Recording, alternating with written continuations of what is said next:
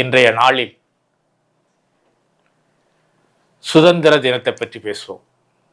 சுதந்திரம் என்பது ஒரு பொதுப்படையான வார்த்தை, மிக உயர்ந்த வார்த்தை, எல்லோரும் உச்சரிக்க வேண்டியது, எல்லோரும் அனுபவிக்க வேண்டியது. சுதந்திரம்னா அது நாட்டுக்கு மட்டுமானா, எனக்கும் சுதந்திரம் வேணும், உனக்கும் சுதந்திரம் வேணும், என் பிள்ளைக்கும் சுதந்திரம் வேணும், என் மனைவிக்கும் சுதந்திரம், எல்லாமே அப்படி சந்தோஷமா சுதந்திரமா இருக்கிறது தான் சுதந்திரம்.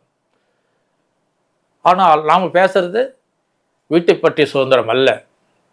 வீட்டிலிருந்து சுதந்திரம் புறப்பட்டால்தான் நாடு சுதந்திரம் அடையும். அந்த ஒற்றுமை பலம்.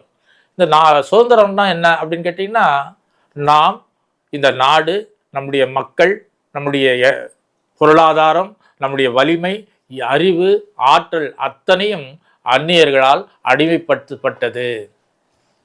அடிமைப்படுத்தி நம்மளாம் சும்மா இருந்தோம்னா அப்போ அந்த அறிவும் ஞானத்தையும் பயன்படுத்திக்கிட்டு தான் இருந்தோம். அதனால் வந்த விளைச்சல்களை, வருமானத்தை அவர்கள் நாட்டுக்கு கொண்டு போயிட்டாங்க. இதுதான் சுதந்திரம். அப்போ அதிலிருந்து விடுபடுறதுக்கு என்ன பண்ணோம்னா, ஒருத்தர் போராடினா முடியுமான்னா இல்லை. எண்ணில் அடங்காதவர்கள், எண்ணில் அடங்காத, சொல்லவே முடியாது அத்தனை தியாகிகள் பிறந்த மண். அதுலேயும் நம்முடைய தமிழ் மண் அதுக்கு ஒரு படி மேலே.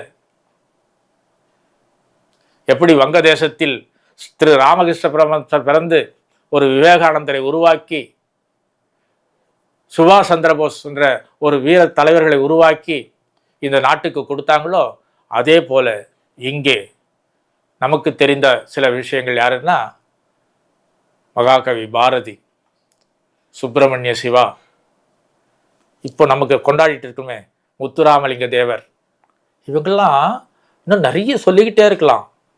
அந்த சுதந்திரத்துக்கு எப்படி போராடினாங்கன்னா, ஆயுதம் கொண்டு அல்ல, தன்னுடைய சொத்து, சுகம், மனைவி, மக்கள் அத்தனை பேரையும் துறந்து தன்னைத்தானே அழித்து கொண்டு வருத்தி கொண்டு அந்த ஆங்கிலேயர்களை எதிர்த்தார்கள். சுதந்திரன்றது ஏதோ கடையில் போய் வாங்கிட்டு வரல, இல்லை பணம் கொடுத்து வாங்கிட்டு வரல, ஏதோ பக்காந்து போய் சமாதானப்படுத்தி வாங்கலை. அந்த சமாதானத்துக்கெல்லாம் அப்பாற்பட்டவர் அந்த ஆங்கிலேயர்கள். வீரபாண்டி கட்டபொம்மன் பார்த்துருப்பீங்க சினிமாவில். இப்படி கப்பலோட்டி தமிழன், நம்மளை சுற்றி இத்தனை தியாகிகள். யாருக்காக? நமக்காக, நம் மண்ணுக்காக, நம் தேசத்திற்காக, நம் உயிருக்காக, நம்முடைய வளர்ச்சிக்காக எத்தனை பேர்கள் தியாகம் செய்திருக்கிறாங்க.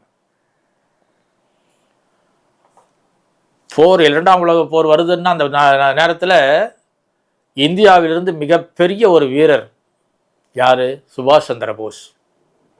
எல்லாருக்கும் தெரியுன்றதுனால அந்த விஷயத்தை சொல்றேன்.